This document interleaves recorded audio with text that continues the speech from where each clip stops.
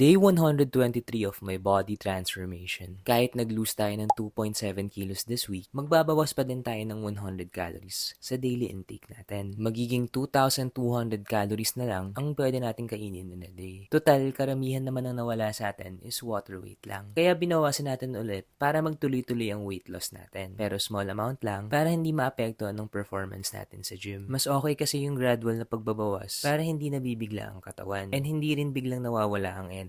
Weekly na tayo magbabawas ng calories until ma-reach natin ang 2,000 calorie mark. Then, we'll maintain it from there na lang. By doing this approach, we can make sure na every week, mababawasan tayo ng timbang. Mabagal nga lang ang magiging progress natin kasi paunti-unti lang ang pagbawas natin ng calories. Pero magiging sustainable naman ito dahil hindi natin gugutumin ang sarili natin. At the end of the day, consistency pa rin ang pinaka-importante. Hindi kailangan perfect lagi, basta tuloy-tuloy lang kahit mabagal. Slow progress is still progress. And as long as we keep showing up, we'll keep moving closer to our goal. Kaya tuloy-tuloy lang tayo. Yan na muna ngayon. Focus ulit.